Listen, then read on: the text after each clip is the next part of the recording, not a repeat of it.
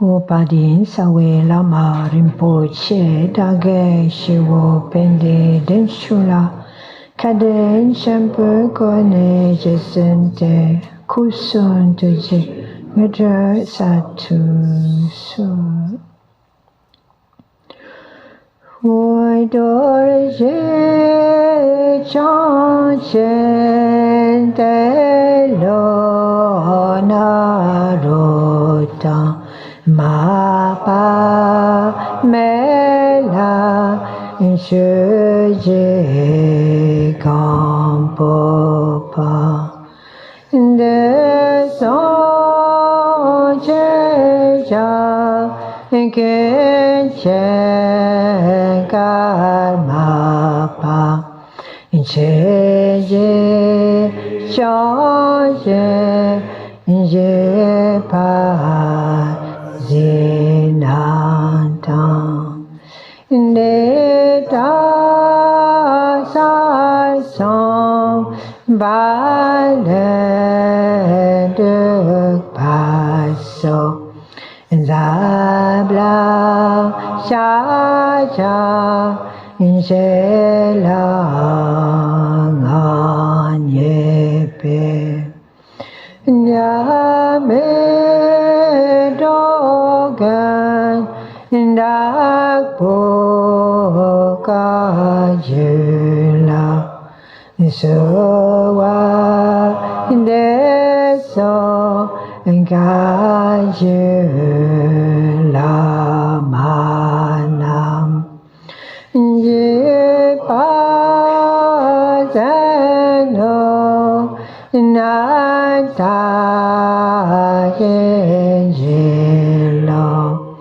ye lo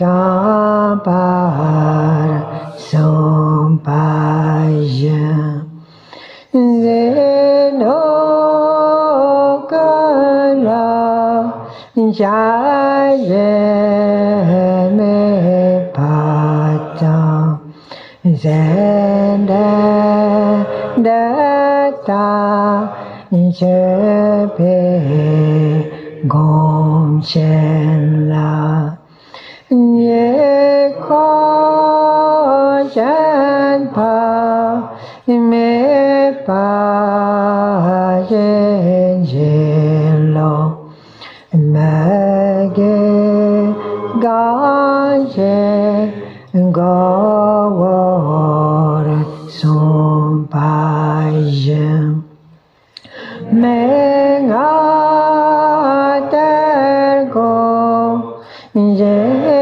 pe la ma la je de se wa de pe gom chen la je me ge je wa je lo ye me ko je nghe ye son pa ye ngon cha to pe ngo wo so ma de ma je de kar jog pe gom chen la ngon ya lo ta da wa je lo nam to ngo wo je ka som pa ya ye yo ma ya ye ya cha wa la ma ga ra pa ya ye gom chen la go de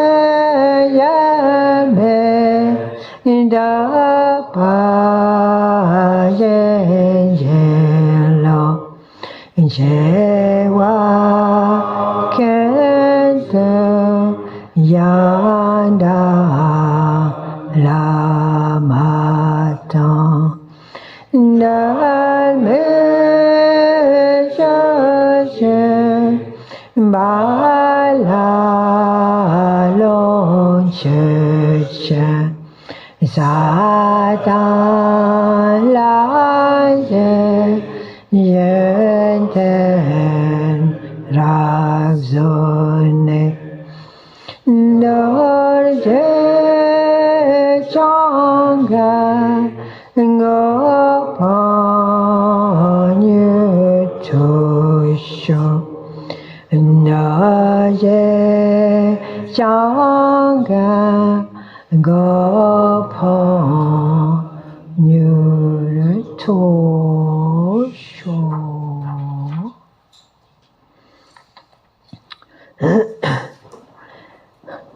So, good morning, everyone. Thank you for making it here, despite the race, Cape Town. So, this morning's topic is the Green Tara practice. And so, I will go through the different sequences of the text, the practice itself. But first of all, maybe introductory part of what maybe in general, what are those deity? What is a deity practice? I think it's important to define, because in some ways it's a little. Sometimes it brings some questions, like what is a deity? Is it real? Is it really there? What is it exactly? So the way they describe it is the deity is a manifestation, a clear and pure manifestation of primordial wisdom. It is not something that it's not an hallucination. It's not something that a paranormal experience. It's actually a manifestation of pure wisdom. So as such, it's a presence. There is a presence there. There is knowledge there. There is also love there. There is the whole potency of compassion and love, because as it is said, the primordial wisdom by itself naturally radiates love, radiates compassion. True wisdom and primordial wisdom contains, automatically compassion. And so whatever manifestation comes out of that primordial energy is or has that potential of love. So this love and this compassion can come out in different aspects. It can be peaceful, it can be powerful, it can be wrathful, but it's always contains compassion, and those manifestations are there to bridge, to help us connect with that primordial wisdom. They are tools, they are skillful means to connect with the primordial wisdom, which has no form. So this the deity practice is how to connect through form, mantra, and so when you have the initiation for that deity, it's also becoming the deity, so being the body of the deity. So it is a way, it's a very skillful way to make it so that your body, your speech, and your mind are all involved. And there is not one part of you that is not totally engaged. And that kind of, that is very, it's quite a challenge in a way, because as we know, if we have done a little meditation, it doesn't take much to get a part of us out of the meditation, isn't it? Like whether it's body or whether it's a speech in terms of breath, or mind, and that's even that's quite obvious that the mind tends to go everywhere, and so those are this is very, very clever also, very skillful, very way of keeping all of us together, and it helps with the concentration. Trungpa Rinpoche, used to stress the fact that when you are doing daily practice and you are visualizing and you're doing the mantra and you are practicing shamatha, you are practicing, calming the mind, and shine practice with support. Yeah. And so we have to remember that it is a shamatha practice. It's not just kind of entertainment. It's an actual shamatha practice. So it is very, very helpful. And so there are some, like I was saying, there are some peaceful deities, and there are some semi-wrathful deities, and there are wrathful deities.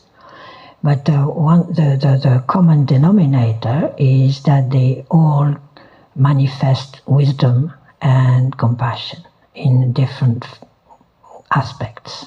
So that has to be also quite understood. That that's what they are actually conveying and helping us to develop. So with the Tara, she is green. This Tara is green. There's also white Tara, and there are different colored Taras. But this green Tara is a very popular practice. It was like Akung Rinpoche used to say. It's all his family practiced Tara every morning. They would, before even dawn, they would all get together and do the praises. Every morning. So it's a very, very powerful lady. So she's green, which kind of has the connotation also. Green is it's not a primary color; it's mixed color, and so it evokes also the fact that Tara has all activities in one. She has that that quality of being extremely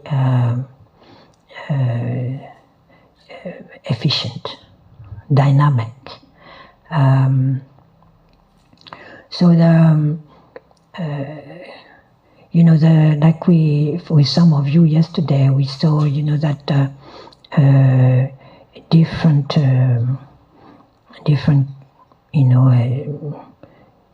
energies and different emotions can actually be transformed into their wisdom aspect. That when we start to look inside into ourselves, and we recognize the predominant poisons there, whether it's anger or a desire or jealousy or pride, whatever, then there are ways in the Dharma to transform those energies rather than actually try to stomp on them or cut them off or reject them or sit on them. So there is ways to transform them into the wisdom aspect.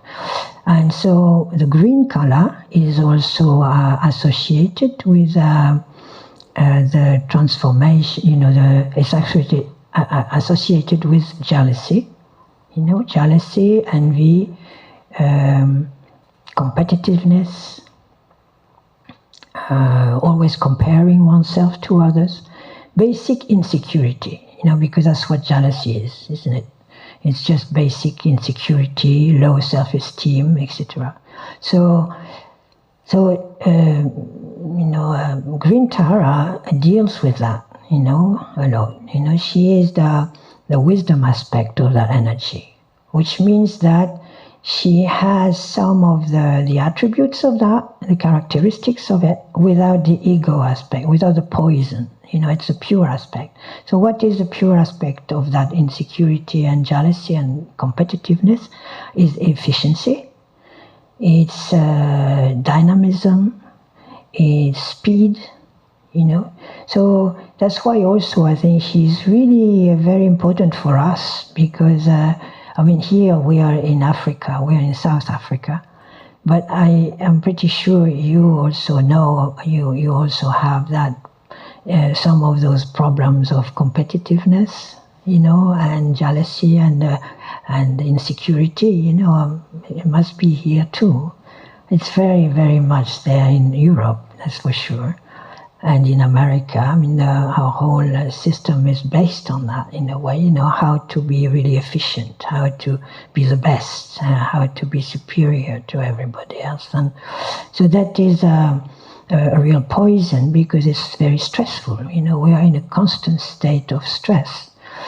And so, Tara, part of that energy of Tara is how to deal with that, and how to calm down, but remain efficient, remain dynamic, but that this energy that is usually concerned with me, I need to be on top of it, I need to do well, I need to kind of be as good as others, etc. I need to be known.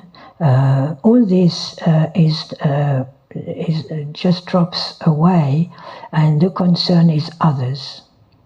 Rather than being ego-oriented, it's other-oriented. So it's what can I do for others? And bring that energy, that dynamic quality for others rather than oneself. So it's that is the wisdom aspect of all the poisons is really how, where is our concern, where is our priority? Is it me or others? And that's what will make the difference. But the energy itself remains there, because the energy in itself is pure. And that's what Tara is telling us, it's a kind of that energy of dynamism and efficiency is there, and it's pure in nature, So it's just how much self-importance and self-concern we are involved with, So it's dropping that and just concentrating more, turning our attention to others, to the welfare. And so, like I was saying, the jealousy aspect is also insecurity, mostly insecurity. So what does that mean? It means fear, yeah. So Tara is specialized in that, how to deal with fear. That's her quality. And so, that energy she has and is about protecting us and liberating us from fear. So there are different types of fears that are mentioned, and so they are mentioned in kind of the old style. So metaphors, you could say, the Dharma uses a lot of metaphors. And so they mention that you have 8 main fears, and they say, you fear of lions. Well, here, I don't know, you don't get lions here, maybe, do you? Yeah? Well, there you go. Fear of lions, fear of wild elephants, fear of fire, that's fear of snakes. See that you do have. Fear of bandits and thieves. Yes, you know. Fear of prison, imprisonment, in jail, bondage, and fear of floods. You do have that. And fear of ghosts and demons and evil spirits. You know, so those are the 8 main fears. But so they say also those are metaphors also for, you know, like for lions, they say that's pride. This the you know the poison that's kind of connected with the lions, and the wild elephants, that's a delusion. You know, delusion, being completely taken over by emotions. And fire is hatred and anger. Snakes is jealousy. Bandits and thieves is wrong views, fanatical views. Imprisonment is being miserly, avaricious. Floods is desire, attachment. And the ghosts is doubt and delusion, you know, those kind of clouds that come over you and kind of make you lose your clarity. So those are that's the metaphoric part of it. But all in all, it's about fear, basically, you know. So, and, you know, why is there fear? There is fear because there is I, because there is a sense of me, and me is solid and, you know, needs protection, and it's always on the defense, you know. So that's our suffering, basically, you know, and all the negative emotions come out of that. You know, if there was if we were liberated from that belief in me and I, then there would be no need for craving or for anger or for jealousy, any of it. So this is so important. It's so basic, you know, to try and release the fear, so that we are more aware, or calm down the fear, so that we can be really more aware of the cause of the fear, you know. If we are overwhelmed by fear all the time, we don't have the clarity to see what the cause is. So it is always the same, you know, like we were saying yesterday, you know, like in the Four Noble Truths, you know, the suffering and the causes of suffering, and the real cause of suffering is ignorance. And that ignorance is thinking it's this belief in me being special, being separate from everything else, and truly existing as such, you know, independent of everything else. That's the ignorance, basic ignorance, that creates the fear, and because then there is something to protect, when actually really there isn't. You know, it's a fallacy. But and it's this need to protect oneself takes so much time and energy. We're spending so much energy on it.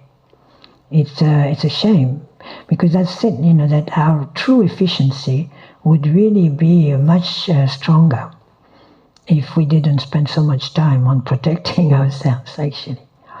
You know, I remember this friend in Paris, you know, he wanted to really protect his, he lived in a very posh area of Paris, and he wanted to protect his flat. So better, you know, it was protected, but it was never enough. You never know, you know. So he had found out about this new device that was really like foolproof, it said.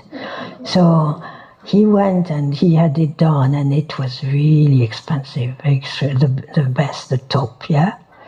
And then he went at lunch, he went to eat with his son, and he was so happy he had found this new system. And he went back home after lunch, and somebody had broken in. And that, for me, that was a metaphor for this whole need to kind of go overboard about protecting oneself, and so that's Tara helps to deal with that, kind of like relax, what is there to protect anyway?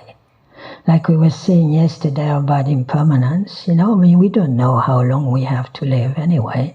So why put so much energy into that, and why not put more energy on realizing the impermanence of everything, why not put that energy into realizing the illusory quality of existence, and of me and I, and put more energy in helping others to deal with their own suffering, and this is so this is what Tara is about, so, and Tara, as you know, she has one leg.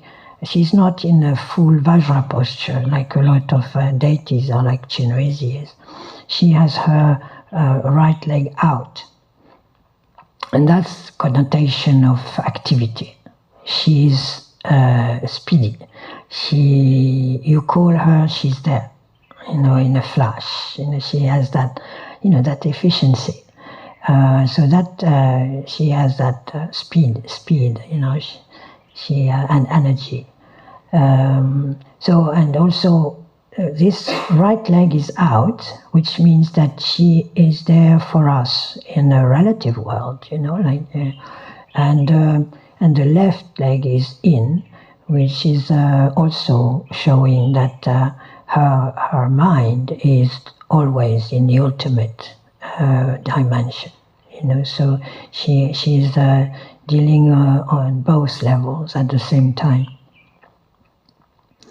And being also a lady is quite important in the sense that it is said that she was before a human being like us, and then practicing very strong and very diligently, and she came to full realization.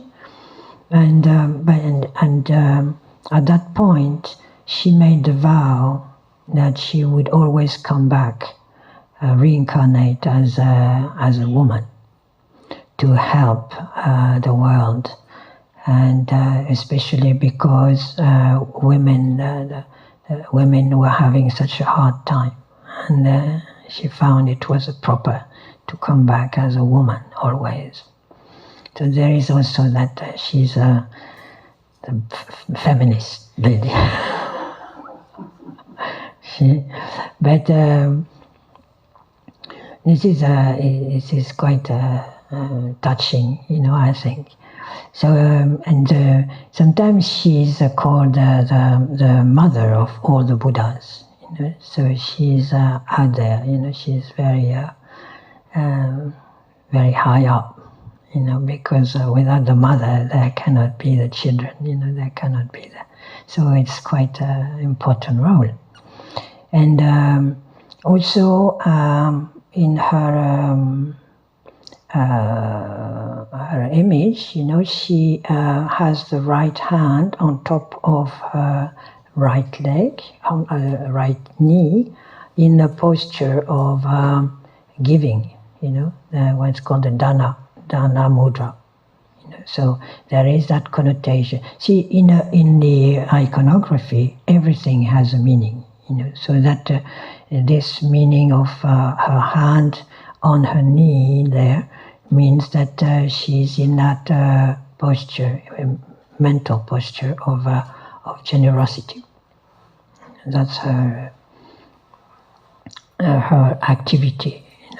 So she's giving her energy, she's giving her concern, she's giving her love, So, and then her left leg, her left hand is holding, at the level of the heart, is holding a lotus flower that's kind of over her shoulder there, and goes, and she's holding it between the thumb and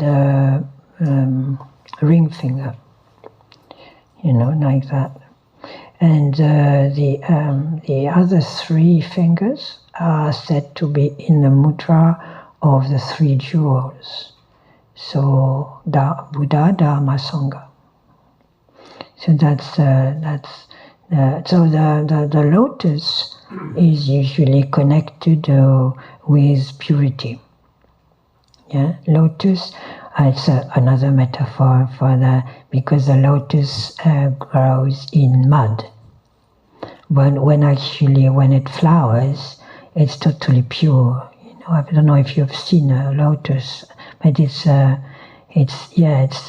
very strong flower, and the petals are extremely strong, and there is not a trace of mud or anything. It's totally pure, totally clean. So that's why it's become the symbolism for purity. And also it also kind of is a reminder all the time that despite our poisons, despite our lack of understanding, despite all our obstacles, we are all pure by nature. This is the thing, is remembering all the time that we have that potential. Every one of us has that potential and it's there already. It's not like it's something that we need to go and find somewhere else. It's right here inside us, always. It's just we don't know. We don't recognize it. That's our ignorance. So it has to be revealed. We have to reveal that pure nature in us. And that's why we practice. Practice is about revealing our pure nature. It's not about going out there, looking for something else. It's right in us. And in a way, that's what the deity is there to help us with, So when in the process of practicing, we become the deity, we are given that kind of nudge. Okay, now, check it out. You are the deity. You are the same nature as the deity. And so, and that is a very, it's a very skillful way of dealing with our minds, so that it's done without any kind of ego pride, of course. It's done with, we'll see that as we go along, but it's done with what is called the deity's pride, or Vajra pride, which is a different type of pride. It's the pride that is pure, that is based on wisdom, not based on ego. So then also can say that Tara, she is also connected. Different deities are connected to different. It's quite a big subject. It's connected with the Buddha family. So there is 5 Buddha families that correspond to the 4 cardinal directions. It's all the principle of the mandala. So that's quite a big subject. But there are 4 cardinal directions. That's 4 Buddhas, and then 1 Buddha in the middle. So that's 5 Buddhas, And so, to keep it short, Tara is connected with the Buddha of the Western gate, and that is Amitabha. Amitabha is Buddha of the West and Western direction. And Amitabha is the purification, the pure aspects of desire and craving. And so when that craving and desire is purified, is then it is unconditional love. Yeah. So unconditional love is also the family of Chenrezi, of course. So sometimes when on the tankas you see the head of the family, on top of the deity. So that's it here, with Chenrezi. You see Amitabha is there on top. And for Tara it's the same. She has also Amitabha on top of her head. So she belongs to that family of pure love, and pure compassion. So I guess I go through the text and I show the different phases so that you can understand a little bit of the process of. So if you have a text, it's kind of nice.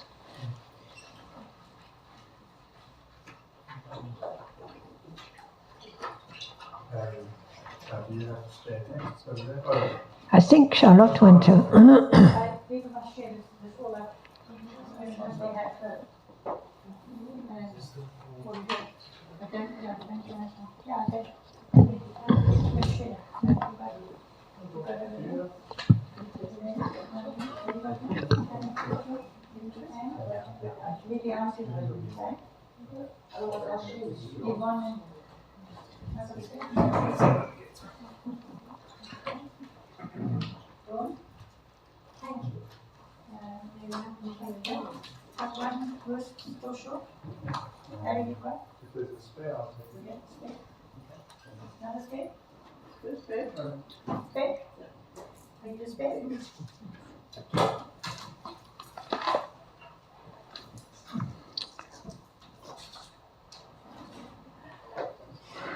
Okay, so the practice, to start practice, usually, not always, but usually we start with an invocation of Guru Rinpoche, Padmasambhava. This is because Padmasambhava, in a way, is considered in Tibet like the second Buddha, because he brought Buddhism to Tibet and established it and prepared the ground for the Dharma to grow there. And so, and he was an extraordinary master. So he is all in one. He is the Buddha, he is the Guru, he is the Yidam, the protector, he is everything.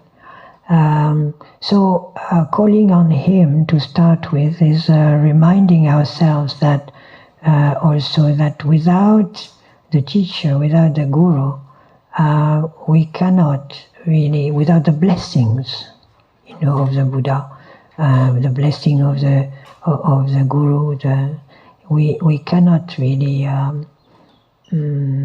really fully open up to the practice.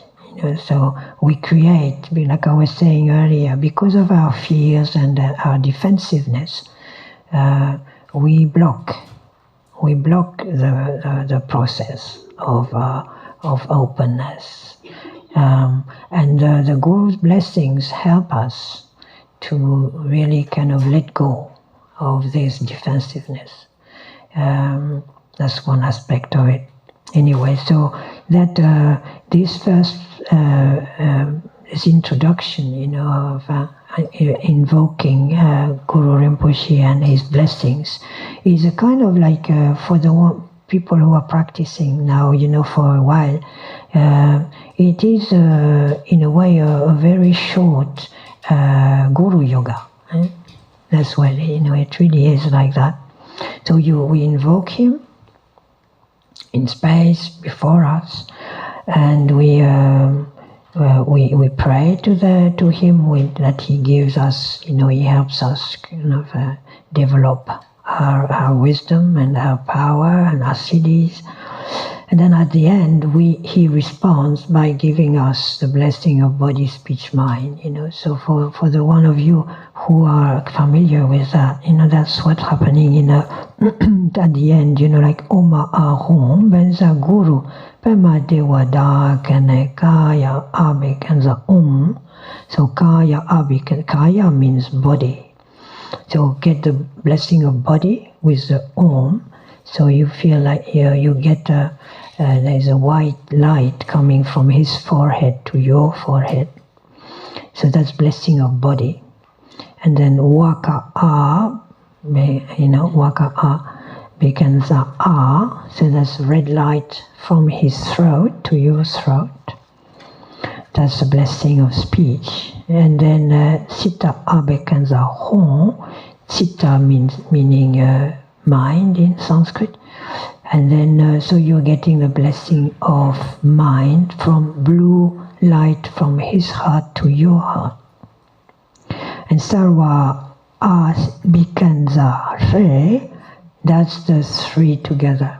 That you're getting the body, speech, mind aspect of his blessing. And then then Guru Rinpoche Padmasambhava just melts into light and comes into you, fills you with that light and that support.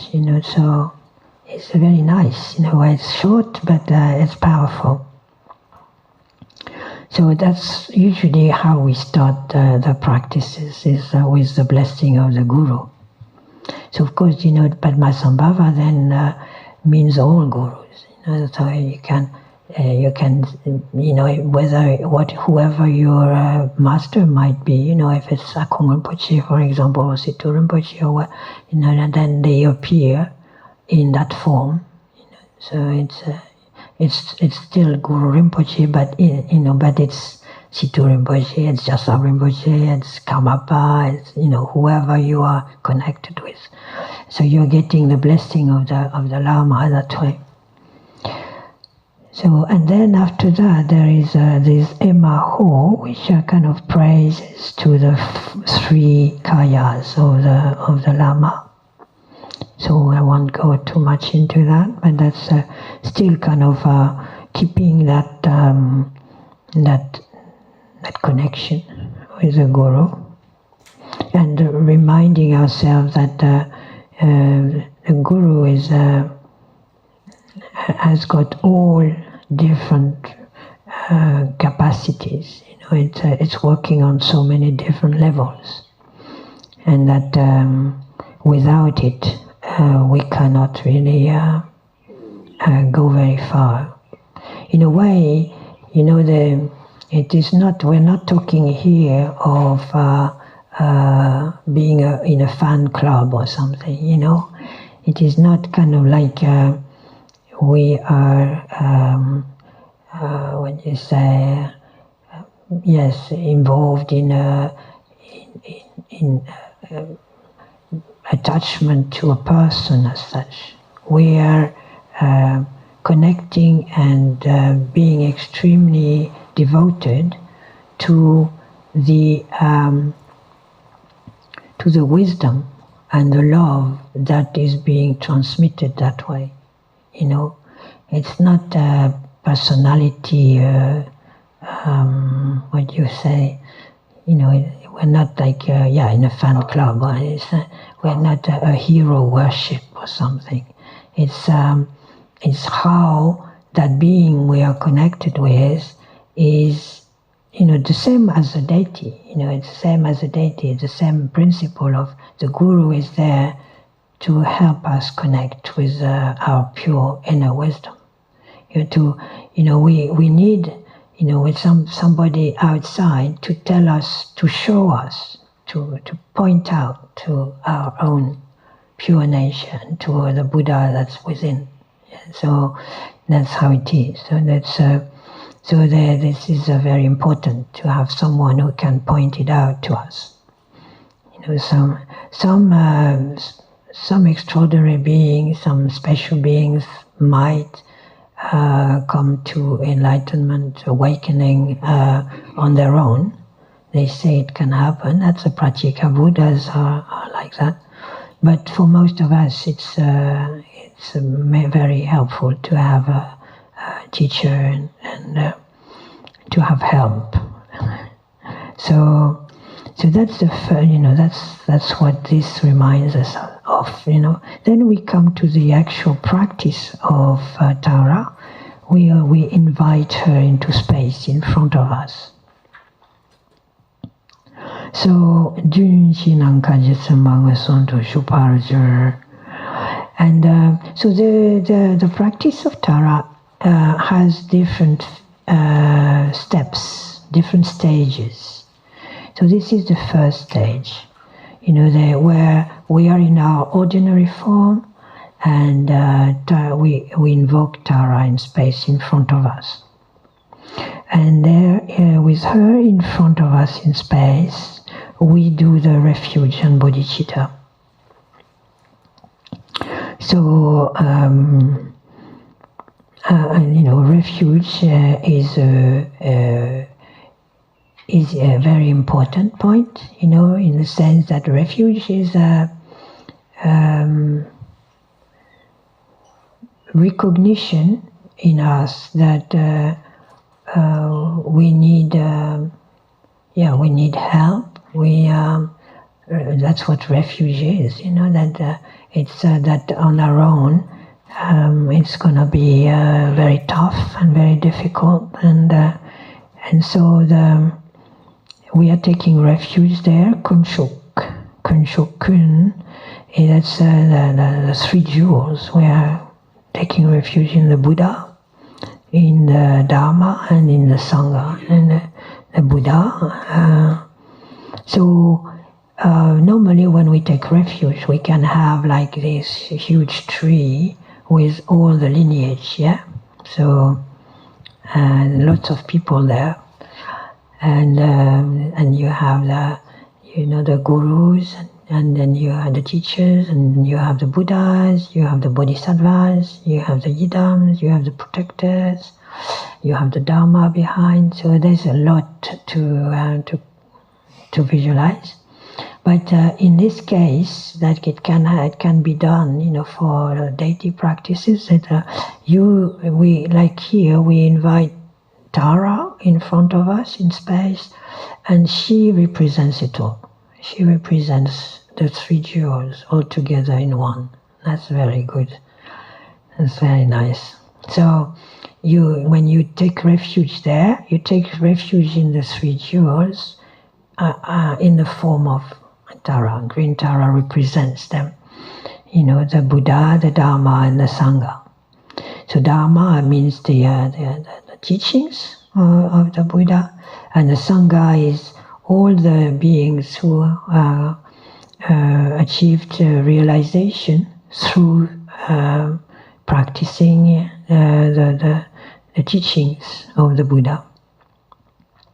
And like I was saying yesterday, how important the Sangha is that if it hadn't been for those beings, sometimes at the cost of their lives, practicing so hard and putting their life at stake, a lot. When you read the biographies of some of those great beings, that they really went for it, and it's thanks to them that we have the Dharma now.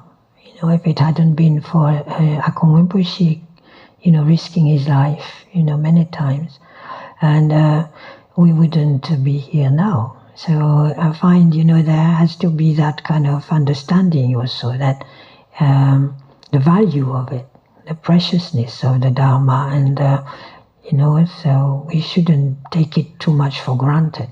I think that's one of the problems now of this society, because things are so available, You click on YouTube and you have this Lama, that Lama, you have so much on hand that you feel you forget almost how much it's, how much is behind that, how much practice, how much realization, how much effort, and how many risks before that teaching got to us. in the old days, if you want to teaching, sometimes, like in Tibet, or you had to kind of walk for a month, and maybe, run into bandits or, die in a snowstorm or whatever, but, and then sometimes you would get there and the teacher wouldn't want to even look at you, and you would have to plead and wait a month, 2 months, 3 months before he would even say hello. There's stories like that, and I have a friend like that also, like in Japan, he had to wait 3 days in the snow before the teacher actually opened the door. But that's Dharma. If you really want Dharma, you can do that. But it's just to show that we shouldn't take it too much for granted, And it's almost too easy now in some ways, So in any case, we are taking refuge, yes, and developing bodhicitta. Because that's the other side of it, the importance of refuge is there, and the importance of, so it means not taking all this for granted, and being grateful. And so that's for ourselves. But then also, why are we doing this? We're doing this so that we liberate ourselves from our poisons and our obscurations and our obstacles. But we're doing this not just for ourselves, but for all beings. Yeah. So that is the bodhicitta mind. The bodhicitta has always two sides to it. It has the I really truly wish to free up myself, and that's the and realize that fully realize the nature of my mind. But then the relative aspect is for the sake of all beings. That's a relative bodhicitta. What is that bodhicitta going to help us with? Is to be there for others, to be help for others. So that's we do that 3 times because that's very important to establish the mind in the right motivation. Like we were saying yesterday, like the vision, the motivation is crucial because whatever our motivation is going to create the result. And the result is going to be a direct connection with the motivation we have put in. So that's very important to always remember why we are doing all this. So then there is a 7-branch prayer, Jitsum, Pamadomatan. That's quite usual, to do that. So the 7-branch prayer is also quite important. It's very important, actually. It lists, it describes what the qualities and where as a practitioner we should really put our energy, and that these activities are going to help us to truly advance on the path. So I will not go too far, not too long, but those 7 branches, you'll find them in every text, that any prayer. First, homage, homage, praise and homage, prostrations to the gurus and to the Buddha and to all the, and in this case to Tara, so that is also, first of all, starting to practice with humility, because that's what prostrations are supposed to help us with. Develop humility. Come into the practice not as I am going to be a practitioner. I'm a good practitioner. I know what I'm doing. This kind of attitude. Me, the practitioner. But rather, come in as a humble disciple. And then, because humility helps open the heart also. And this is, there cannot be really a bodhicitta without the opening of the heart. Then it remains a concept. So then after that we do offerings. So that's helps to actually open the heart. You cannot really be generous without opening your heart. Then, so that is the dana. That mudra of generosity. So we offer, flowers, etc. Or we'll see the substances, and we offer our body, we offer our mind, we offer, whatever makes us expand and feel truly open and vast. It helps with that spaciousness. Establishing our mind in a spacious dimension. Then after that, there is a confession, what we call confession in English, but it's not really so nice, confession. It's more like recognition, I would say, of our negativities. Recognition of where we tend to, go wrong, what our bad habits. And in a sense that we realize that those bad habits are an obstacle, are constantly putting the brakes on to the practice, to evolve. And, so when we know ourselves a little bit better, we can see how we fall into the same traps over and over and over again. So that's a recognition of our problems, basically. And then after that, we rejoice, which is nice. We rejoice for everything that's positive. So first we recognize what's negative and how it puts the brakes on everything we try to do. And then we rejoice in everything that's positive, which is quite important as well. We don't stay in a state of depression. We just we rejoice also. So we rejoice in a virtue, our own, but also everybody's virtues. We recognize and we appreciate all the goodness in the world and our own. They say in the Tongsha, they say even like a little bit of food that I have given to an animal. Even that is I rejoice. Anything positive. Then after that we are. So we have done 4 branches. Then the 5th is requesting the gurus, the masters, to teach. To keep expounding the Dharma. So I think that's quite important also, this requesting, because actually it's not really the masters, as we know. They are not actually going around. It's not it's not traditional for a master to go around advertising. With publicity. I'm here. I'll teach you now. Come.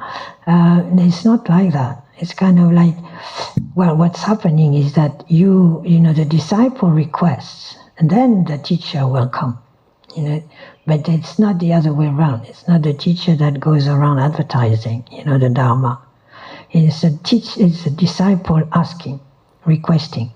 And I find that's very important, because there has to be the request. There has to be a demand from the disciple, because that means that the Dharma is important for the disciple. It shows that there is a real wish to learn, a wish to hear the Dharma. And I think that that energy itself is very important. If you're just receiving something because it's just on show, it's just it's not the same impact as if you are really requesting. You really need that teaching. It really is so important for your life. And so that will mean then that the teaching will really go in deep. Otherwise, it's pretty much like going to the movies. It becomes more of an entertainment, So it's also, I think it's a good reminder for myself also, like how much am I concerned about this teaching, about this teacher here, because it's the Dharma is a very personal, intimate. Affair. It's very, very much, it concerns our own mind. How much are we interested? How much are we yearning for understanding the nature of our mind? That's the thing. That's what it comes down to. Are we really, really needing that? Are we really interested? Or is it just an intellectual play? That's what we need to know also. So anyway, this requesting the teaching, this really deals with that. And then after that, we plead those great masters not to forget us, not to go into, pure realms, but stay with us, keep coming back and help us. So that we can carry on with our journey with them. And then the last is the dedication. We pray that whatever goodness we are practicing, whatever we are doing, in a positive way, that it helps all beings. So that's dedication. Dedication is very important. Because, like at the beginning, we established the bodhicitta, so that we are kind of saying, I'm going to do this practice for all beings. Then at the end, the dedication is also to remember to finish on that note. I've done this practice. Not for myself only, but for all beings, and that's very important. So that's what the 7-branch prayer is, and it comes in every sadhana in different forms. There is short version, medium version, long version, but there is a long version coming up later in the text actually, because. So we carry on from there. Shall we stop here, maybe? Didn't we say to... Pardon? Did we say hour and a half for today? Yeah. What is in the program? 10 to 11, you said there. But I don't mind, carry. We can just carry on with the offerings. So after the 7-branch prayer, we have the offerings. Om Benza Amrita Kandali Hana Hana Hompe. This is a mantra that purifies.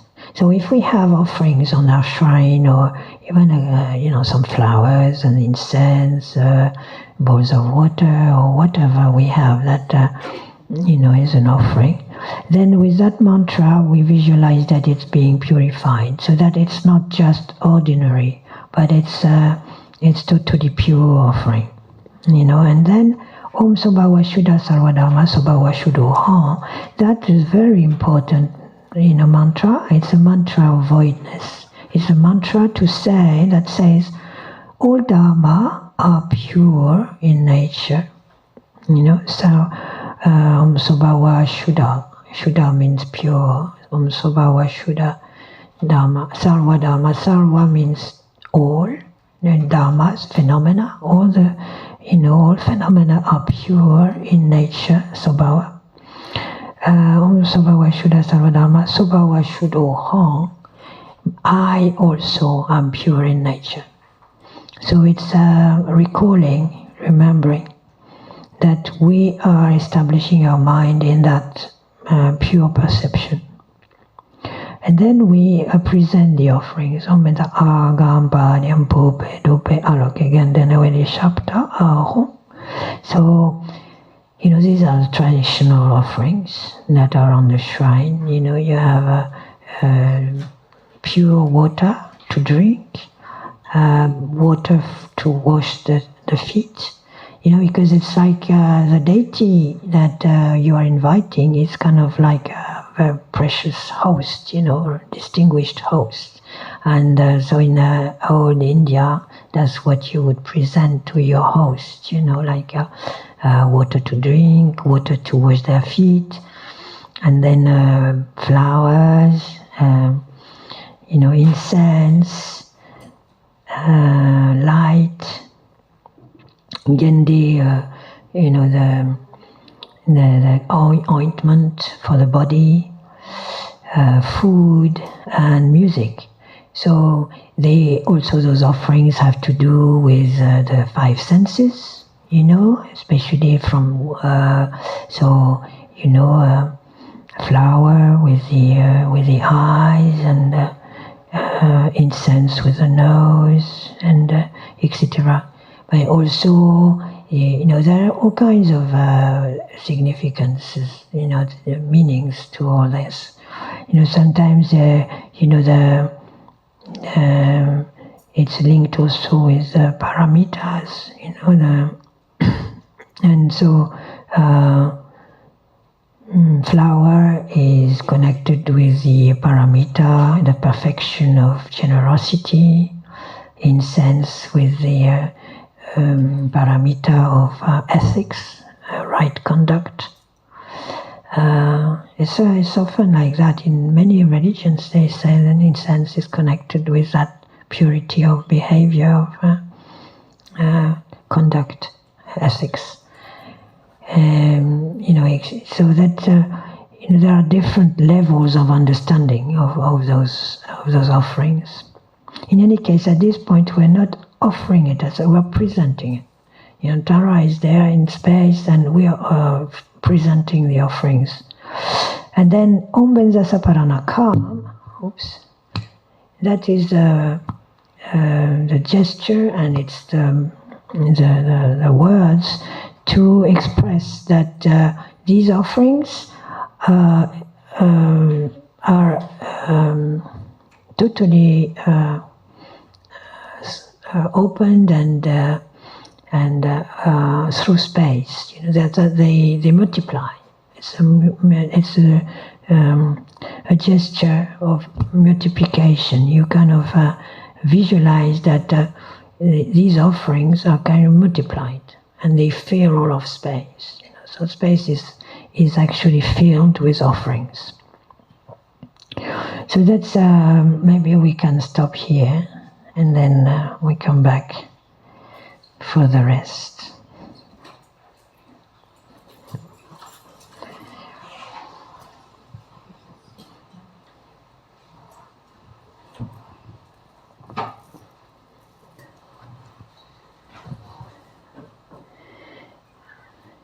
Okay, so we carry on.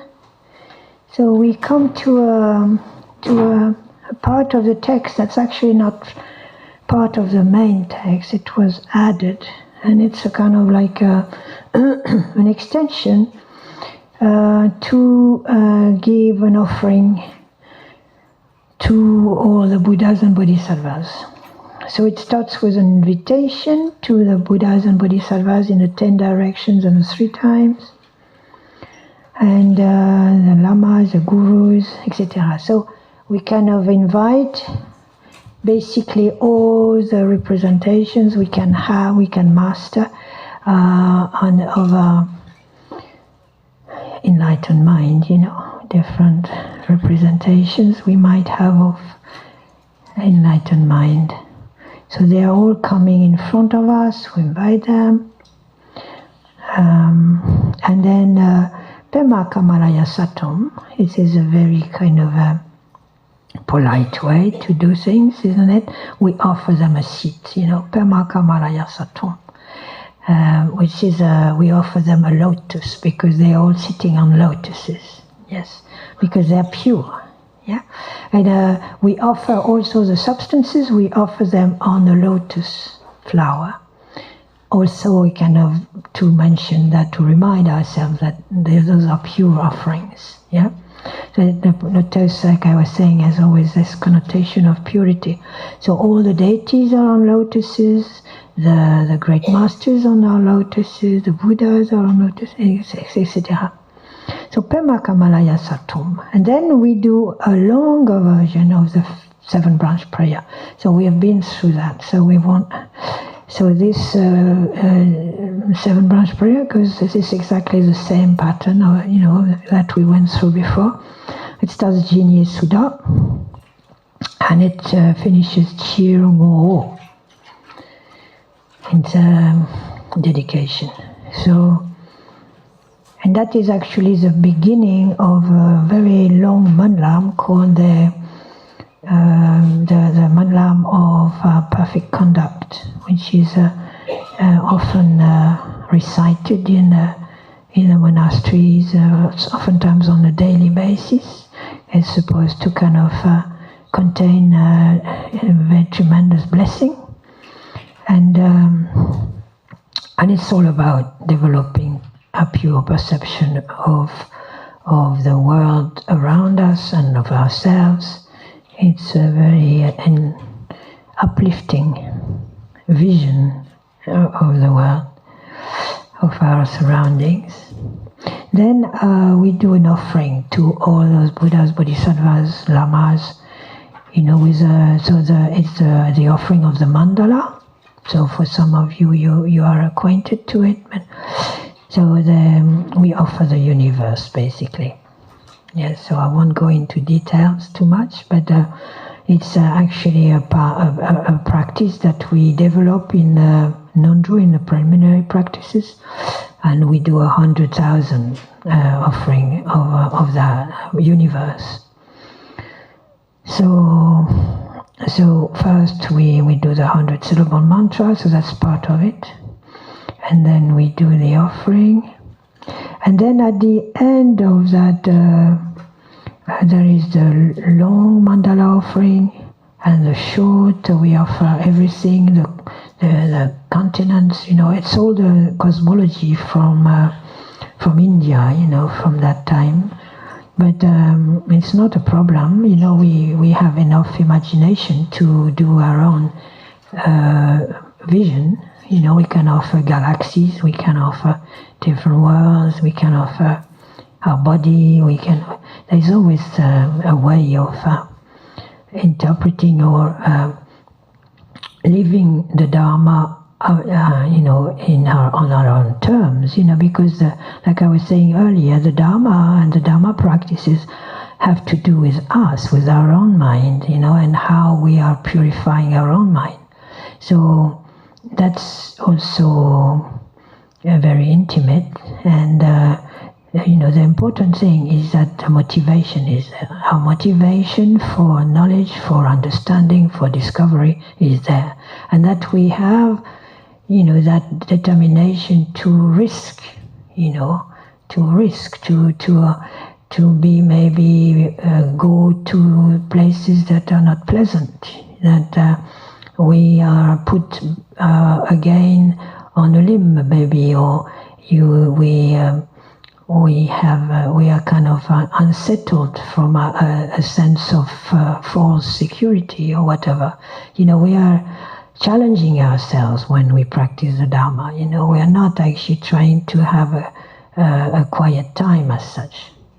Calming the mind doesn't mean being quiet. That's the saying. Calming the mind is so that we have enough clarity to see all the turmoil, to see all the chaos, to be able to deal with whatever emotions come up. Whatever, that's why we have a calm mind. We don't have a calm mind to be at peace necessarily. We have to be ready to be challenged. when we practice the Dharma. Otherwise, it's better not to start. So anyway, so when we are also offering the universe, and so there is the outer universe, there is the inner universe, in the macrocosm, microcosm, and our own experiences, our own life, our own body, whatever we're attached to. Like the mandala offering is about letting go of attachment, letting go of our judgments, whatever we are attached to, whatever is linked to a sense of identity. So like here again, the offering of the mandala works on many levels. It can be the outer level of offering a flower, but it can be also much more than that.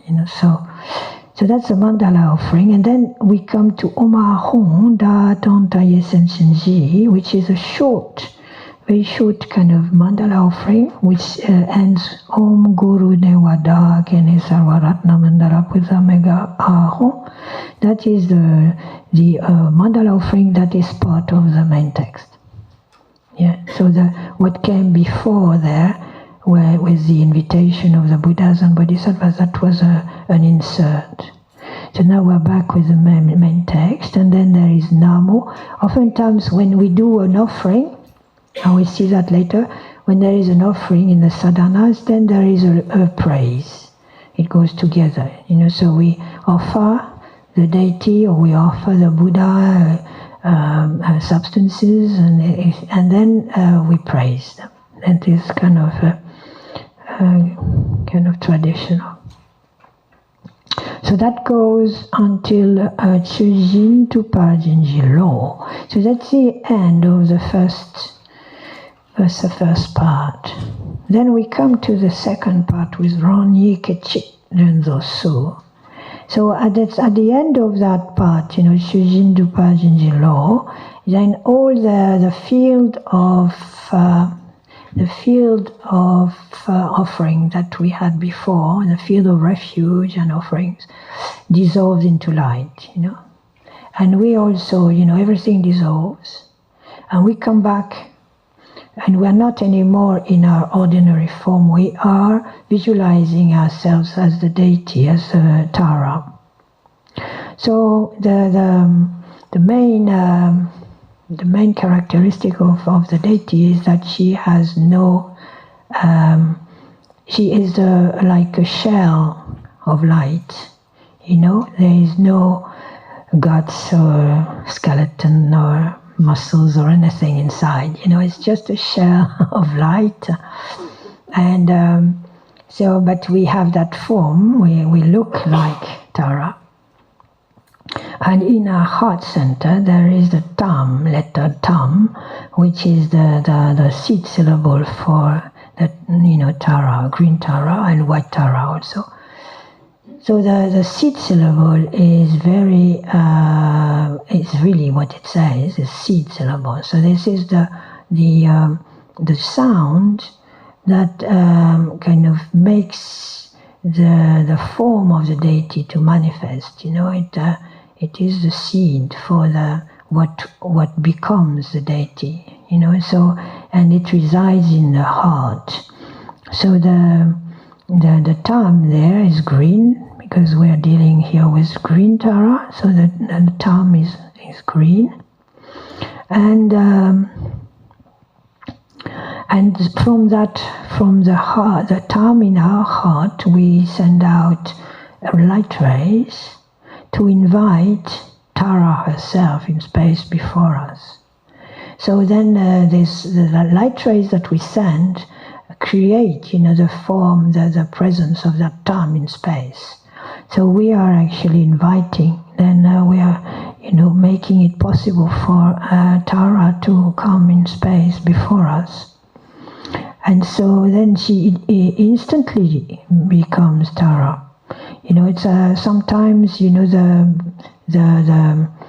the visualization is in stages, but in this case it becomes, she's very fast, Tara. So this she becomes a deity, she becomes a form in front of us with her 20 other forms of herself, so there's 21 of them in space.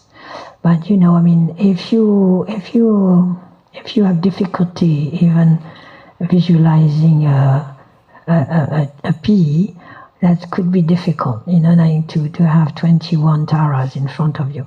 But Akong Rinpoche used to say, just feel that they are there, trust that they are there, and then slowly, they might slowly kind of come into forms, become forms. But to have at least the trust rather than belief, the trust that energy is there in front of us in space is important. So we are inviting.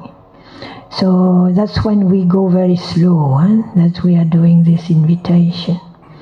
And it finishes at the Sursi Aryatare Za. Za is the sound and for inviting, for just telling Za, come over. Then after that, so for the idea with the 21 taras is that the 20 other taras are actually connected with different activities. Like the Buddha activities are kind of divided into 4 types of activities. There is the peaceful activity, there is the increasing activity, and there is the powerful activity and the wrathful, like I was saying earlier. And they usually correspond to colors. The peaceful, like if you see a deity with white means peaceful. Yellow is increasing activity. Red is powerful activity or magnetizing activity. And blue or black is wrathful activity. So in around her, and the main Tara there is green, and then all the others are of those different colors, corresponding to different activities. Because Tara has all that kind of spectrum of possibilities. That's what also is part of her efficiency. Depending on what is needed, she'll be there in that energy that corresponds to what is needed. Just like Akong Rinpoche could. I always think of Akong Rinpoche when I think of Tara. And so then we invite her and them, all these Taras, to sit, on the lotus, Pemakamalaya Saton, and we offer them the substances. So this time we offer them. So we do Om Aryatare Sapariwara. Sapariwara means your entourage, So Tara and your entourage, please receive this water, these flowers, etc. So that's and we visualize that they are very happy to receive it. That's also in some of text, they say that you have to really. That also goes with it. The fact of giving makes a link, isn't it? When you offer something to somebody, you're making a link. And so the fact that they respond positively shines on you as well. It kind of makes you happy. So that's Trungpa Rinpoche also used to say that we are not giving them those offerings because they need it. And it's more like when you go to your friend's place for a supper or something, or for dinner, you come with a bottle of wine, or it's not to say I brought the wine because you need it because you couldn't afford to get it for, it's or flowers or something. It's a gesture of link, it's to kind of in a way to strengthen the bind, the kind of affection. So this is the same here when we offer the offerings. It's to strengthen our communication with the deity. So then we offer a short mandala again, Om Ahum, calm song. So Om Ahum comes regularly, and so that again, that's the letters like we saw in for Guru Rinpoche Padmasambhava. It indicates also Om for the body aspect, Ah the speech aspect, Hum the mind aspect of the Buddhas. So it means when we have Om Ahum, Om Ahum, Om Ahum, it is the Buddhas of all the 10 directions and the three times, all the Buddhas are, in space, are sending their blessing of body, speech, and mind. And so by doing that, they are purifying. They are not purifying only, they are bringing their blessing. So they are charging, they are making whatever we are offering potent, kind of powerful. So short offering, the mandala, Om Sarvatata Gada Ratna Mandala Buddha Ho. So we offer that. Ho is a sound that has the connotation of joy, rejoicing. We offer and joy, yes. So then so this is the second part of the practice, and that has to do with the chanting of the praises. What are called the praise, the Tara praises, which can be done on their own or can be done within that context of a whole sadhana. There are ways also of just doing the praises when you don't have time or whatever to do the whole thing. So it is very powerful as such, and it's the praises are directed to the different aspects of Tara, so there are different tantras, that give a description of each. So there is a teaching of Ringotuku who gives a description of each one of the Taras, But then Chögyön Limpa, a great Tibetan, gave also descriptions, and they are different. So it's one of those things. So you have to choose which descriptions you prefer, or you can just remain more open and just trust that each praise is going to the right Tara. They are right in front of you in space anyway. And green Tara represents them all, so you can also keep your mind, connected to green Tara in the middle of those 20 others. So anyway, during that time of praises, we do three times we come back to those praises. So the first time, or traditionally, because the Tibetans do those praises extremely fast, they do the praises twice. The second time they do it 3 times, and the last time they do it 7 times. But if we do it that way, it's at least it's 2 hours, minimum. So we do it first once, then the second time we do it twice, and the third time 3 times. And then that's why they have added, after the praises, they have added this short line, just in Pamadoma to kind of make up for the praises we don't do, But and that text itself has a lot of power. They say it's a very powerful prayer. C'est dans quelle page? Which page? 32.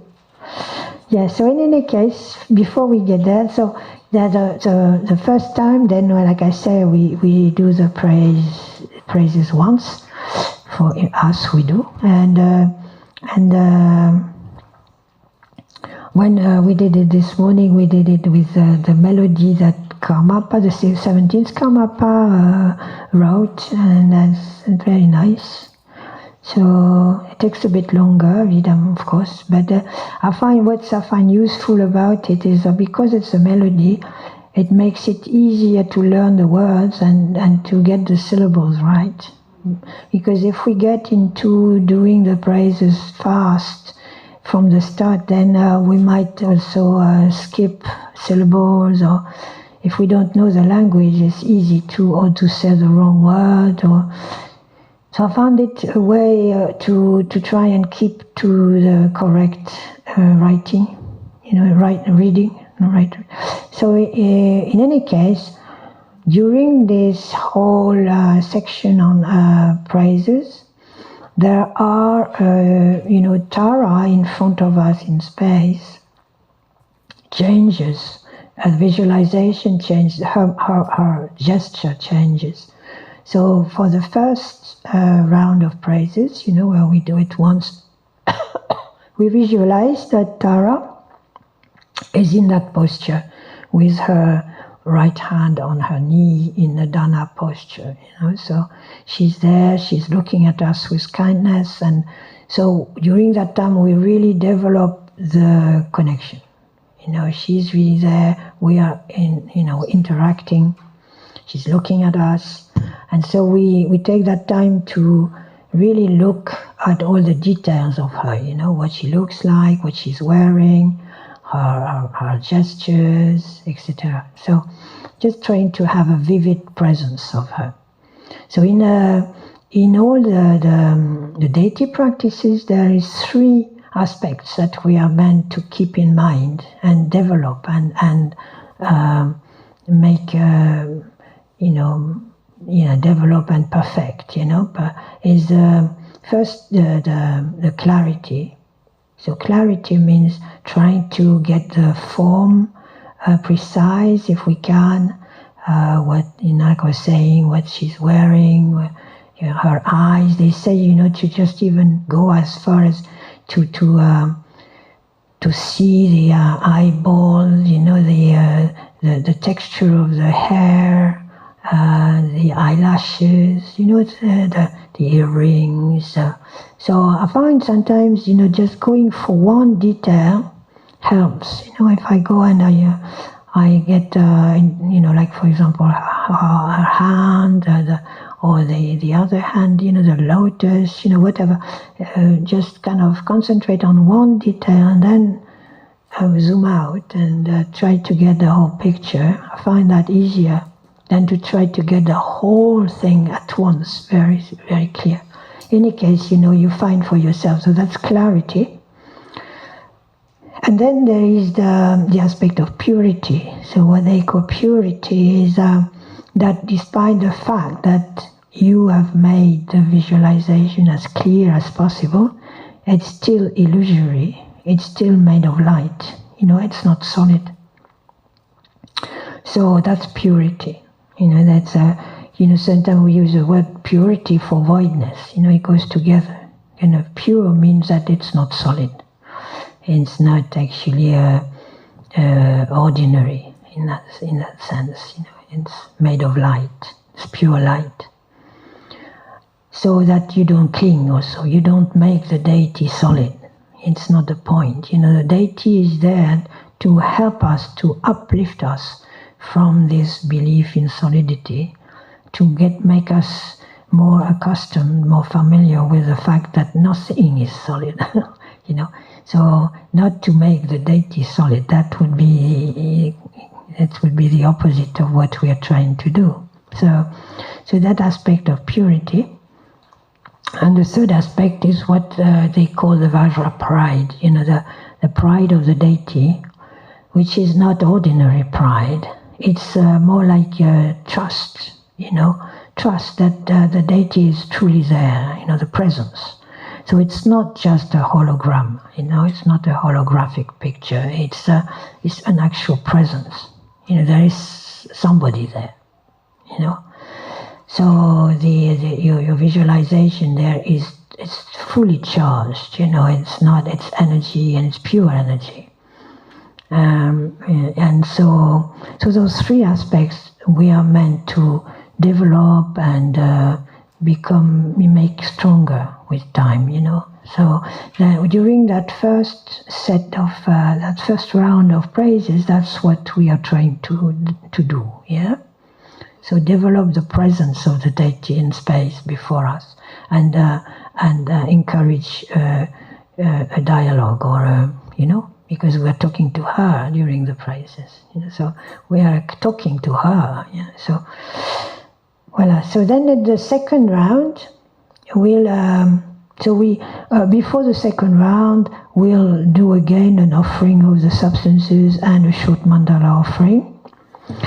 And then at that point, Tara changes her hand gesture. So the right hand that was on the knee kind of goes up and, goes into that mudra of fearlessness, no fear. That's Amoghasiddhi. She is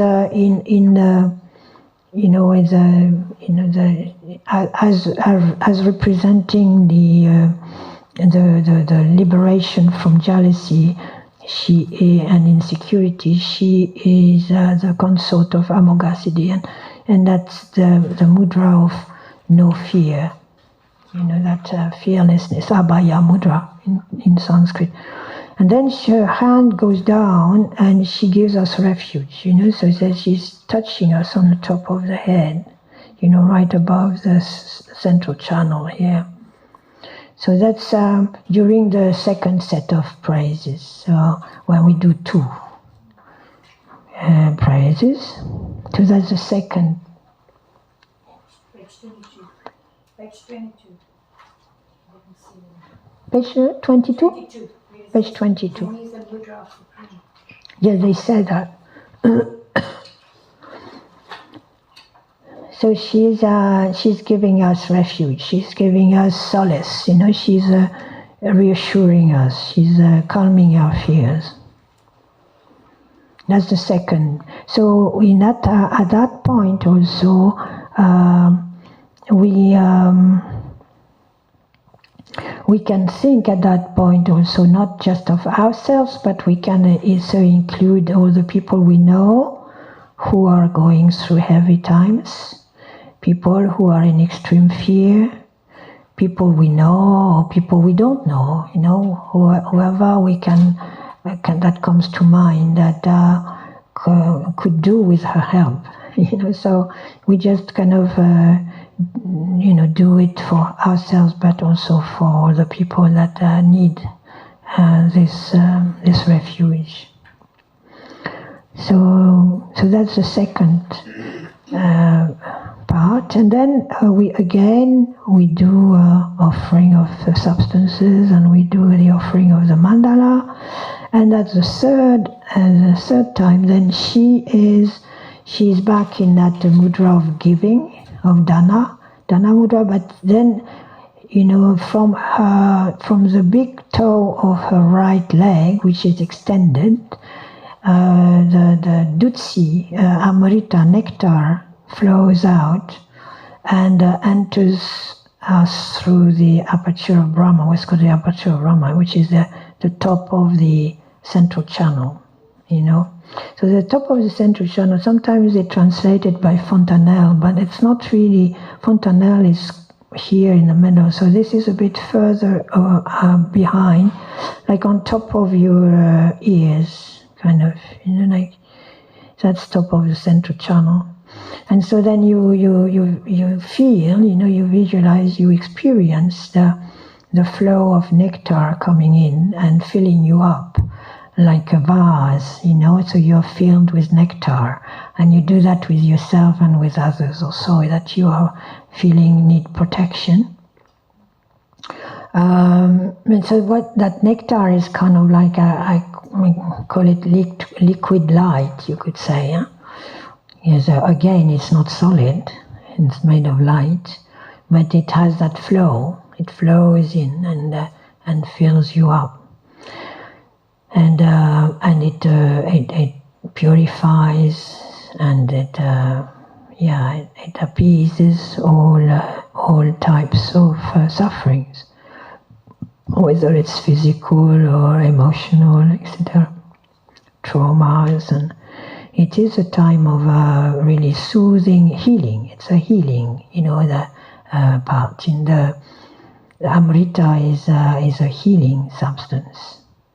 So oftentimes Amrita is, we'll see that afterwards when we do the offering of the Toma. But when we talk about Amrita, nectar, it's sometimes there is a great, there is a page or so of creation of nectar. And creation of nectar it shows when you're doing that the nectar is actually the pure aspect of our poisons.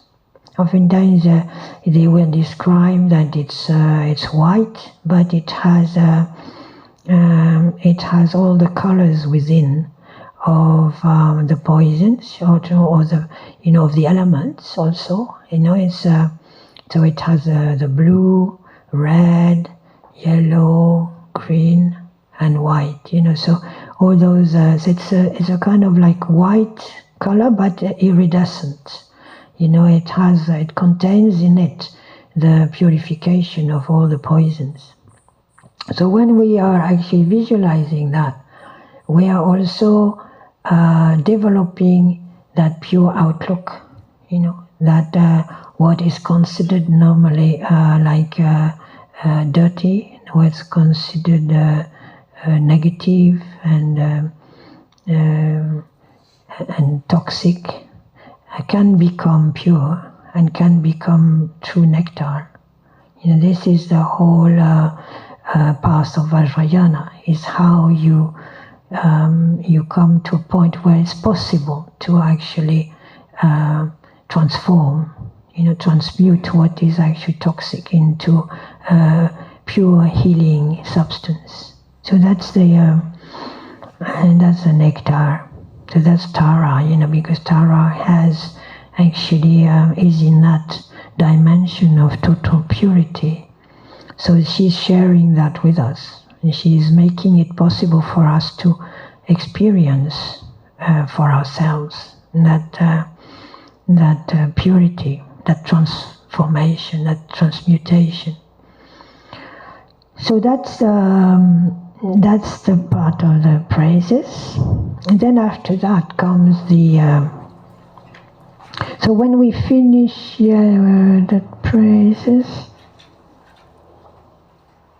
and then at the end of the praises, we do, like I was saying, just for a while, keeping to the visualization, and then we have the benefits.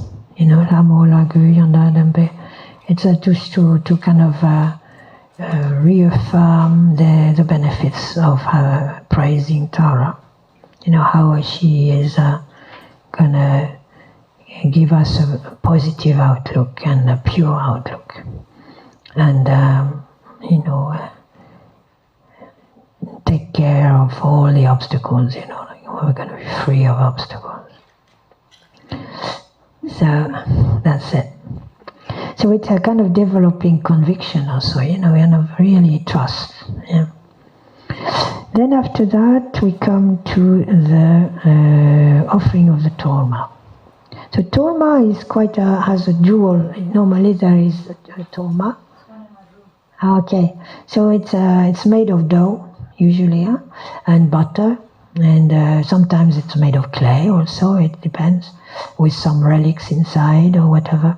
Anyway, it has different forms according to different practices. So the one for Tara is a bit like a round, like a vase, so it represents the deity, because this is a Tara Toma, for example, this is to Tara. But at the same time, it is a container of nectar again. So, and at this point, when we offer the toma, we are visualizing this toma as a vase of nectar that we are presenting to her. So again, Om Benza Amrita Kundali Hana Hana Humpe, again, is the mantra for purifying. So it's not just a piece of dough, it's pure. And Om Subhawa Shuddha Sarvadama Subhawa Shuddha, it is voidness. It is the nature of voidness. It's not solid. And then we offer it Om Om Om Om. It's being blessed and charged by all the Buddhas of the 10 directions. So you know, after a while you tend to recognize, those different sequences because they are very similar oftentimes in different sadhanas. And then after that, we offer it to her. She's still there in space before us with the 20 other taras. And so, Om Aryatariza Parivara Elambaranta Kai Kai. So this Kai Kai Kai Kai means eat. So, and Idam Balin means food, so your cake or food, so eat this food. They in the Tibetans, they don't go into all kinds of politeness. It's kind of have that, now, and there is no option. You got to have it. So, and we visualize that Tara is drinking it, is sipping it with a straw of light. So there is you visualize straw of light coming from her tongue. All the way to the toma. She sips the light, the nectar that way. So, and then after that, Om Akar, Om Kam Sarvadharma Namadena Benatotama Humpe. So that's for the entourage, and that is a more forceful mantra, which is. There are two mudras for this, and sometimes the actual mudra for this is usually the sword, what's called the sword mudra. You do a pekor, always you do a pekos. Pekor means you visualize, you're making that rotating movement that corresponds to the, I'm not very good at it, but the idea is it's supposed to be a lotus that opens up, You kind of the petals of a lotus opening up, and then the offering is in the middle of that lotus. So there you have the pekor, the opening of the lotus, and then you do this, and you do it's a sword mudra, which is mean cutting through obstacles, cutting through the belief in solidity of everything, So that's but. Oftentimes, when we do this Tara practice, like in Samyuding and other places, we don't do that, which is usually forceful. It's wrathful. It's kind of cutting. We do just a Kapala mudra, which is we have the hands like this, like a container. So both mudras seem to be okay. I saw the Karmapa doing the sword. He does the sword. But in Samyuding they don't. They just do the Kapala mudra. So and when we offer, we click at the end, to say, yeah, it's received. They got it. That's it, So then there is, as before, we have offered nectar. So now we have a praise. We have the offerings again. First, we have the offerings, Agampadiam Pupe Dupe, and then the praise. Then after that, Ajitsun Pamakotonse Migmetujise Gongla, that's a wishing prayer. So wishing. So this is also important, the wishing prayers, because they say if we don't articulate or we don't have a precise wish, it won't happen. The wish comes first. It's how you are directing your mind. That's why we were saying with somebody yesterday, you have to be careful what you wish for. Because it's true, I have seen that for myself. I get what I wished for, but I don't wish it anymore. But I still have to deal with it. You have to really be careful what you wish for. But this wish to be enlightened, this wish to be able to help others in a correct way, in a positive way, that we need to develop and repeat, and because that's really that we are sure of. We're sure, that's what we want to do. So that has to be repeated again and again and again, to really strengthen it. Not waver, not kind of go back and think, oh, no, I don't want that. No, you're just going to, despite all the challenges and the obstacles, that's what I want to do. So wishing is very important, because that will happen. Maybe not in this life, maybe in the next life, but it doesn't matter. It's important to keep that wish going. That's why the Kagyu Manlams are very important. The Manlam means a wishing prayer. And the Karmapa was really eager on this developing all over the planet, because it's good wishes. It's wishes for everyone to have peace and to have joy and to be enlightened. And he says that doing those wishes together makes them stronger, and also to make them to have them happening all over the planet means that it counteracts. It has benefits of positive energy against all the obstacles, all the wars and the chaos going on. So wishing is very important, and wishing together, is even better. So we do that, and then after that, at the end of that wish, we come to the next section, the third section, which is the mantra recitation. So which page is that? 36. Yes. So page 36, and we come to the next section. Then at that point, the deity, Tara, and her entourage, that they melt into light, and they melt into us. They merge with us. So that we truly become Tara. We are truly of her nature. Ranye pa ma domeko. Nora ranjin me parjur. So the Tara, the mantra then is, first, so you are now Tara. So obviously when you are Tara, you are meant to have had an initiation. Usually the rules are that, to become a deity, whatever deity it is, it's important to have that initiation, that transmission of power from a Lama, a great Lama. And so a Lama who has actually had the realization of the deity. And so Akong Rinpoche used to come and give us this initiation quite a lot, and others as well. But now it's more difficult, but I'm sure you will have this opportunity sometime.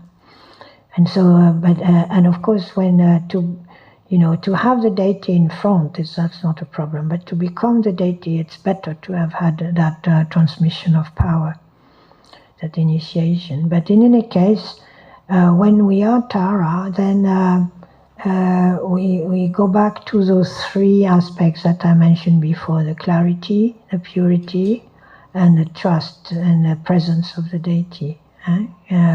So, the clarity, so go back to the movements of the hands, etc., like we said before, and the purity, and so develop that, take your time with it, so that, because that, like I was saying, it's shamatha with support, developing concentration, basically. You cannot have a precise visualization if your mind is not at peace, so that helps to concentrate and pacify the mind, stabilize the mind, just visualizing the hand or the ornaments, etc., etc. So then you look in. That usually it's done like that. You proceed from outer to inner. So first you establish the outer visualization. So you can also, I think it's Padmasambhava who kind of said to Yeshe Soja, you can take a picture of Tara, for example, and you go from the top, you scan from top to bottom, bottom, top to bottom. You go like this a few times, like that. Then you drop the picture, and you carry on with your mind, just to make sure you have the right picture. Then you carry on with yourself alone. You don't keep on because you don't want it to become just an image. It's not. It's three-dimensional and it's moving. It's alive. So you're alive for one thing. And then once the outer aspect is more or less stable, then you look in. So inner visualization means that in your heart there is that moon disk with a thumb, green thumb, and if you can, you visualize the Tara mantra around. Om Tare Tuttare Tore Soha. So the Om Tare Tuttare Tore Soha, the mantra itself starts always in front of the seed syllable. So if you're there, it's in front, and the letters are looking in. So if the mantra starts to move, it will move anti-clockwise with the Om Tare Tu Tare Tore So. And it will start to go like this. So you can do that. You can really kind of try to get all those. And the letters of the mantra are said to be usually smaller, about a third or smaller than the seed syllable. And so you try to have a clear picture of that. And then once you have a clear picture of that, but you can just do the thumb, if you can't have the smaller letters. But then you can start to radiate light from that thumb and send that light outward. So you send that light up to the Buddhas and Bodhisattvas as an offering. To please them, to make, like I was saying earlier, to keep that connection with them. And then you send it to all beings, to give them solace, to help them, to cure them of their sufferings or whatever, help them. So, and then when you do that, then you visualize that they are free. They are free of suffering. And so they kind of become like Taras. They are like same nature as Tara. So those are different aspects of visualization. But first, it's important to start with stable kind of stability of mind. So there's nothing. It's quite deep in itself. Nothing wrong of saying with the thumb, for example. Just keeping the mind steady on the thumb, visualizing the thumb. It is meditation, it's concentration. And so once we have done that meditation, then we do the 100-syllable mantra 3 times to clear out problems in mistakes we might have done in the mantra recitation. So whether we skipped some syllables, or we fell asleep, or we were too agitated, or whatever. The mind was all over the place, whatever happened that was not absolutely correct. We do the 100-syllable mantra for that. clear that out. And so then the Manye Yon Suma Tsang Tang, that's a translation, that's kind of the same thing. You're saying, please be patient with us, you know. That's always, we are always asking them to be patient. So we are asking Tara to be patient and the Buddhas.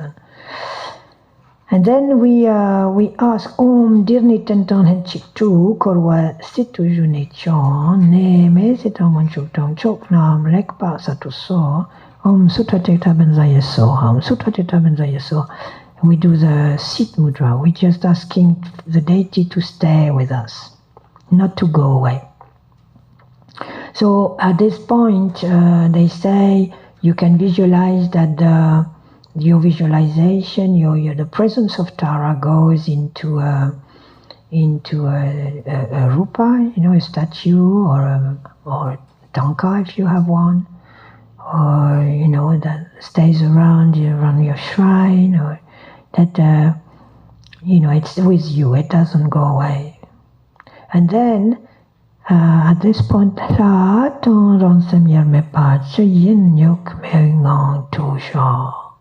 so that you could say is the fourth section, in the sense that now we have done while we were doing the praises, we had Tara in front of us, with the thumb. She appeared.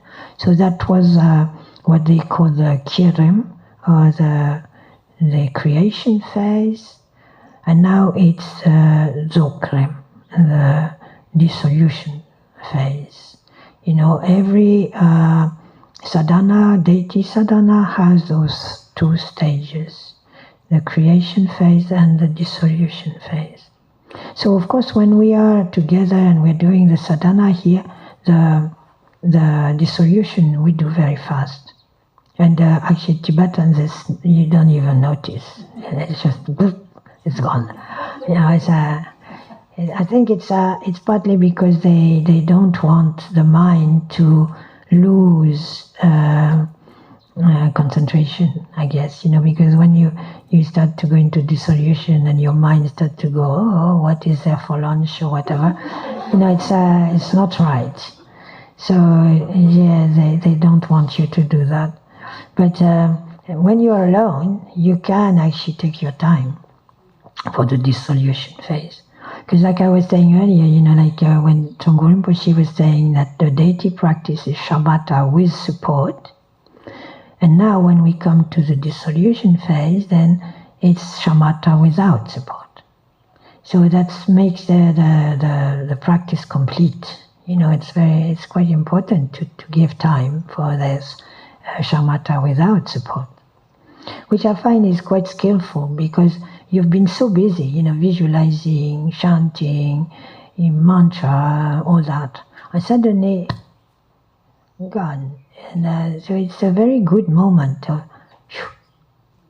open space, So dissolution is usually you dissolve from outer in. So whatever is outer, all the beings, that you have prayed for, everything, and all the Buddhas, everything you visualize kind of dissolves into you.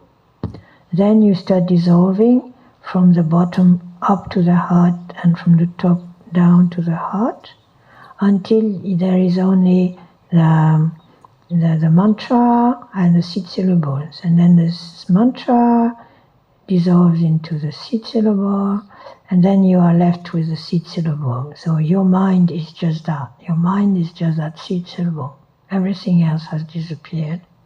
And then you dissolve the seed syllable from the bottom up, slowly, if you can. And so, you go up the seed syllable until you come to the little bindu, on top, that little pearl of light on top of the thumb, and then you dissolve that until you're left with just, they say, a hairline of light. And that goes, and you stay there. That's the dissolution phase. That's Dzogchen. And that's shamatha without support. So it can last half a split second, it can last a minute, it can last longer. It depends. So what you can do is, if you are losing it, you can also start again. It's a very good exercise, this dissolution phase of the seed cerebral. It's a very good help. To. So and then after that we come back. There's a reappearance. You come back, and you are yourself again, but. Hopefully with a little less solidity. That's why they say, like in Chenrezi, we come back and we try to kind of consider all the sounds as the mantra of the deity, or every being is Chenrezi, and all the thoughts are pure. So we try to keep awareness of purity as we come back. And then, so there is a wishing prayer, may all being become Tara. And then Tashi, when we pray that this practice is helping develop auspicious coincidences, auspicious links. And then there's a wishing prayer afterwards, Jitsun Chomdendamatu Jitsin. And that's basically it. So that's the Tara practice in a nutshell. Do you have questions?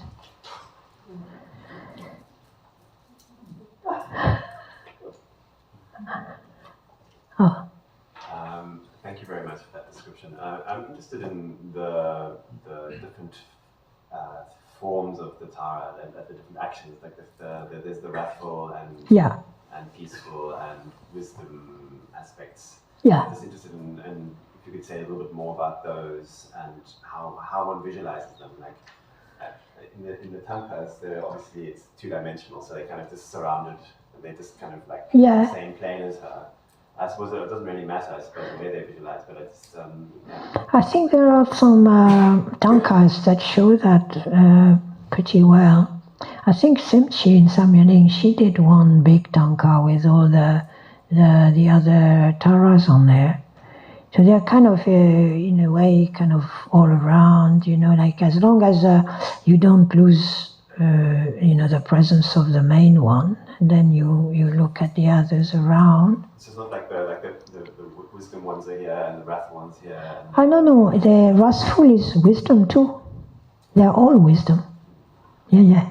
And you mentioned the 4 activities. Yes, 4 activities. So, but it's all wisdom.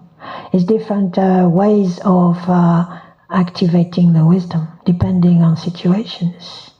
So so they're all around. Kind of. It's not kind of like you have all the wrathful on one side, all that. They're kind of like ding, ding, ding, ding, like that. There are some. I'm sure we can find tankas where there is a. There could even in tantras, then maybe there is even, sometimes they're very precise, this one is northeast and this one is southwest, and that it might be, I don't know. But I know, there are descriptions, what they wear, what they're holding. They're all holding different things in their hands, and so, but it's all wisdom. It's different type of ways, different ways of activating that wisdom. Taisitipas wrote a beautiful book on the 21 Taras. A description of each one and a picture, of everyone. I can't remember the name. I'll photograph the copy, the thing, and I can email it to you. Do you have it here? I've got it here. Oh, good. Yeah. It could be the Chejolimpa, no? Is it Chejolimpa or not? I'll look at. You show me. Something about the 21 Taras. Yeah. It's just about the 21. Well, that's it. You got your answer. And I have a picture of all Taras. You can get it on the website. It's very small. Also, this recordings of the weekend will be posted on our YouTube channel. Anybody want to listen to it again? And also, I've checked with Lama is that I have a 10-page description of the practice on Trungpa Rinpoche. Yeah, that would be good. Anybody who wants a copy of that, just email me and then I'll You had a question too. Yes, thank you, Lama. Thank you so much for bringing it to life. It's very moving. I wanted to know two little things. The one was, you mentioned at the end did you say that you can repeat the dissolution from the seed syllable back to space? If you're alone, you're at home, that can be a practice, you can do. To really rehearse, way to get familiar with that. I think, I remember Akong Rinpoche actually in Samyeling doing a whole course on that, with the letter Hung, how to dissolve the Hung very slowly. And it's very deep actually, and it requires, it helps, it trains the mind to concentrate, to keep the concentration, not to lose, because that's in a way the one-pointedness is the first stage of Mahamudra, so it's a good training. Yeah. And the other little thing, if that's okay, was you said it would be better if you had the initiation to do the self-visualization. Is it permissible to do it without initiation, or is it just better? I think it's not like it's not like the sky is going to fall on you or something. I don't believe that would happen. But I think what I've found for myself is that the transmission makes a big difference in the power, in also maybe somewhere in how much we trust ourselves with it. There's something like that to it, because even when it comes to when it comes to sadhanas, they say there are three things we should have. We should have the wang, the lung, and the tri. The wang is the initiation, the lung is the oral reading of the text, and the tri, which is the instructions. And I've found for myself that sometimes I've been interested in certain practices, and I thought, I'll give it a go by reading myself the translation and the instructions, and it's not the same. I found there is a difference. So whether it's my own take on it, but I do believe that there is. The Tibetans, they put a lot of emphasis on transmission.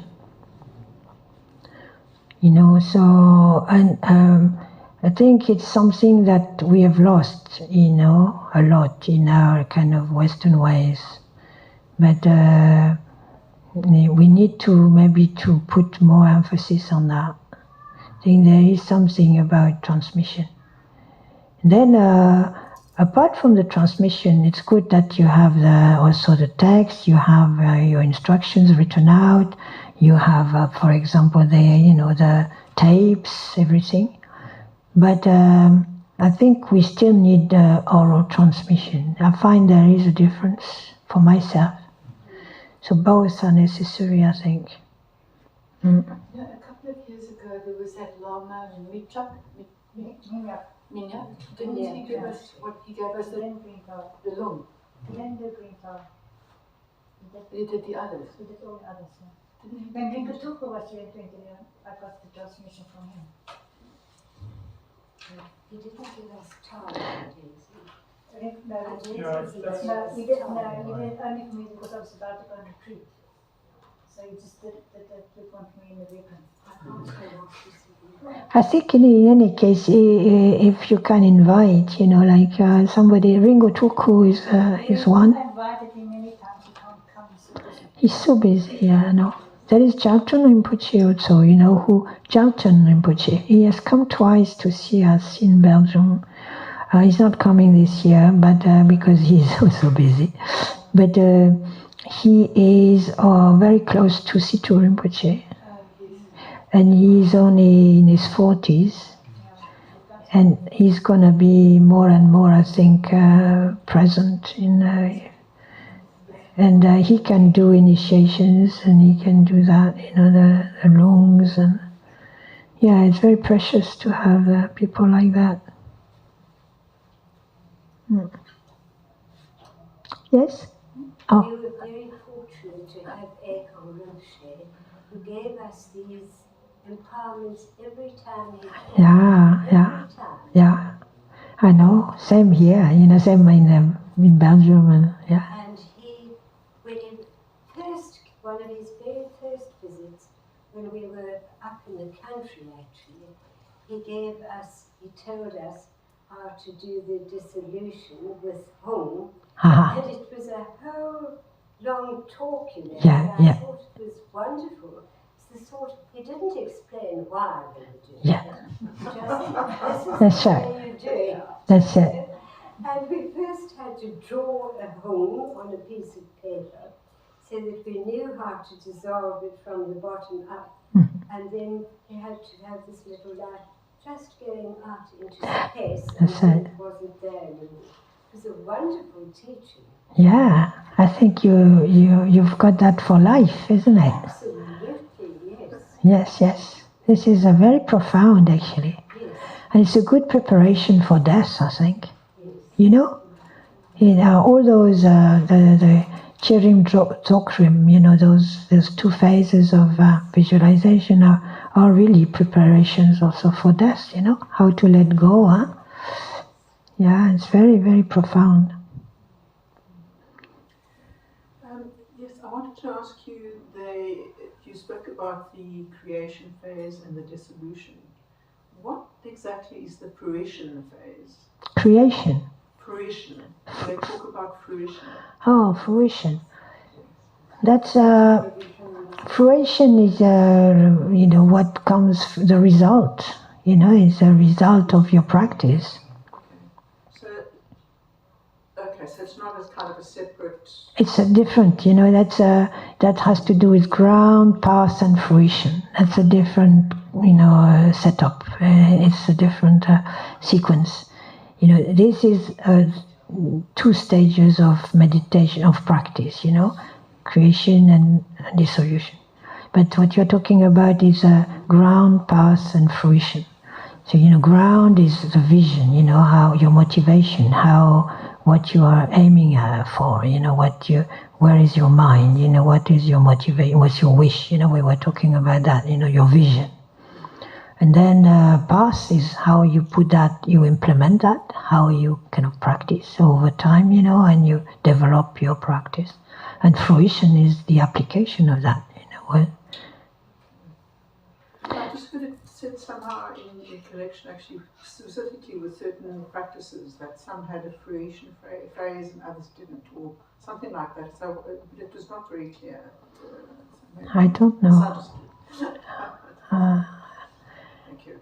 I don't know. I only know it in that, in that order. Like creation, dissolution, and then reappearance. So you could say also that in a way the reappearance is fruition in the sense that it's going to be, it will depend on the power of your creation phase and your dissolution phase. That your reappearance is going to have that aspect of pure perception or not,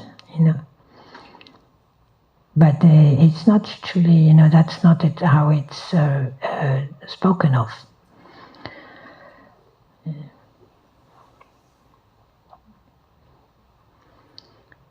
Voila. So, where are we now? We are giving refuge to somebody?